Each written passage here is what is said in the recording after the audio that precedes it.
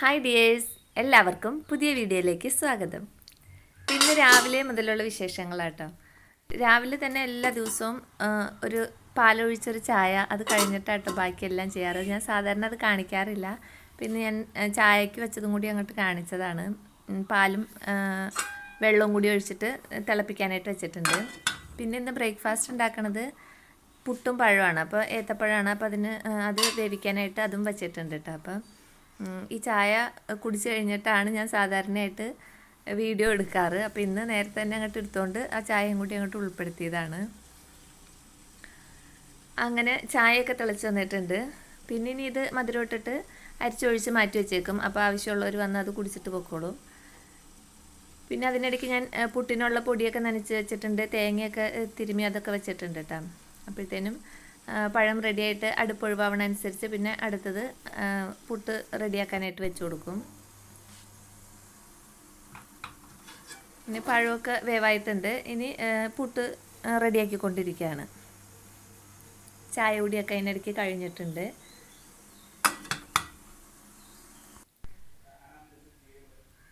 അങ്ങനെ ഇന്ന് കുട്ടികൾക്ക് ക്ലാസ് ഉള്ള ദിവസം തന്നെ എടുത്ത വീഡിയോ ആയിട്ടത്. അപ്പോൾ അവർ രാവിലെ ബ്രേക്ക്ഫാസ്റ്റ് കഴിച്ചിട്ട് ഒരാൾ ആദ്യമേ പോകും. രണ്ടാമത്തെ ആളുടെ വണ്ടി വരും. അത് ഒരു 8:05 ആയിട്ടാണ് ആ വണ്ടി വന്നത്. അതിന് മുമ്പായിട്ട് മൂത്ത ആൾ പോകും. ലാസ്റ്റ് പോണത് മോളാട്ടോ. അവൾക്ക് 10 മണിയാകുമ്പോഴത്തേനും പോയാൽ മതി. അവൾ 9 മണിയൊക്കെ ആകുമ്പോഴാണ് ഇറങ്ങുള്ളൂ.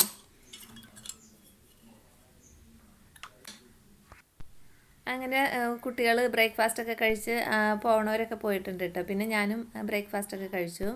അത് കഴിഞ്ഞ് ഞാൻ മീൻ വാങ്ങിയിട്ടുണ്ടായി. അപ്പോൾ അതിൻ്റെ കിറ്റ് കഴുകിയിട്ട് പുറത്തേക്ക് ഉണങ്ങാനായിട്ട് വയ്ക്കാൻ പോയതാട്ടോ. അപ്പോഴാണ് ഇവിടെ കിളികൾ, നമ്മുടെ കിളിക്കൂട്ടിൽ കുഞ്ഞു കിളികൾ ഉണ്ടായിട്ടുണ്ട്. അപ്പോൾ അമ്മക്കിളി അതുങ്ങളെ പറക്കാൻ പഠിപ്പിക്കുക കേട്ടോ. അപ്പോൾ ഇവിടെ ഒരു പൂച്ച ഇരുന്ന് അങ്ങനെ നോക്കുന്നുണ്ട്.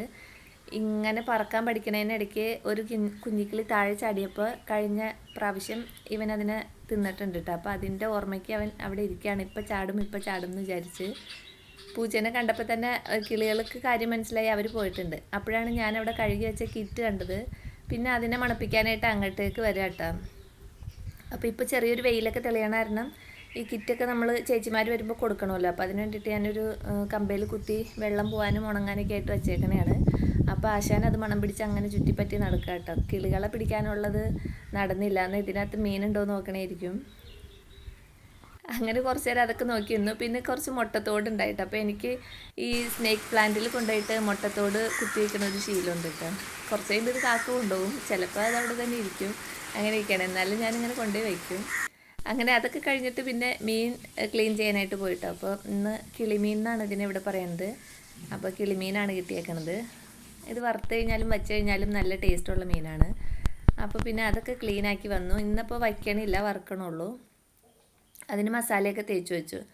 പിന്നെ ഇന്ന് കറി വയ്ക്കാൻ പോണത് മത്തങ്ങയും പരിപ്പും ഒക്കെയാണ്. അപ്പോൾ അതിന് വേണ്ടിയിട്ട് പരിപ്പ് എടുത്ത് വെച്ചിട്ടുണ്ട്. മത്തങ്ങയും പച്ചമുളകും പരിപ്പും കൂടി അരിഞ്ഞ്, മത്തങ്ങ അരിഞ്ഞ് പരിപ്പും ഈ പച്ചമുളകും ഇട്ട് വേവിച്ചെടുക്കും.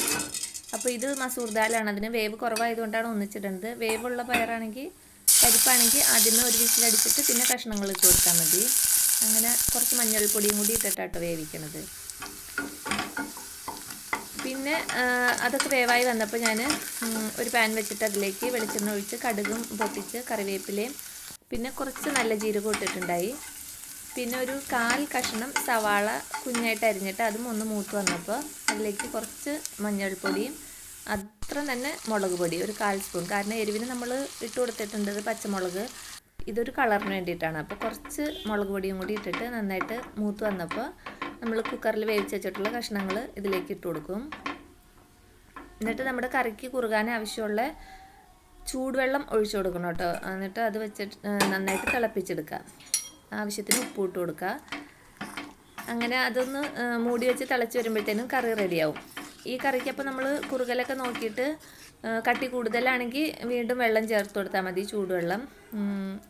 അപ്പോൾ അടിപൊളി കറി കേട്ടോ. ഇതിങ്ങനെ തന്നെ തേങ്ങ അരച്ചും വയ്ക്കാം. പക്ഷേ തേങ്ങ അരച്ച് വയ്ക്കണതിനേക്കാളും എനിക്കിഷ്ടം ഇങ്ങനെ വയ്ക്കണതാട്ടോ. ഇത് പെട്ടെന്ന് നമുക്ക് കറി കുട്ടികൾക്കായാലും നല്ല ഇഷ്ടമാണ്. വേഗം ചിലവാവുന്നൊരു കറിയാണ്. തേങ്ങ അരച്ച് വയ്ക്കുമ്പോൾ അത് ഇച്ചിരി അങ്ങനെ ബാലൻസൊക്കെ വരും. ഈ കറികൾ ബാലൻസ് ആകുമ്പോൾ എനിക്ക് ഭയങ്കര വിഷമമാണ്. അപ്പോൾ അതുകൊണ്ട് അധികം ബാലൻസ് ആവാത്ത രീതിയിലാണ് ഞാൻ കറി വയ്ക്കാറ്. അപ്പോൾ ഇങ്ങനെ കറി വയ്ക്കുകയാണെങ്കിൽ നമ്മുടെ ജോലിയും വേഗം കഴിയും. ടേസ്റ്റി ആയിട്ട് കഴിക്കുകയും ചെയ്യാം. പിന്നെ മീനൊക്കെ ഫ്രൈ ചെയ്ത് ഊണൊക്കെ കഴിച്ചിട്ടുണ്ട് കേട്ടോ.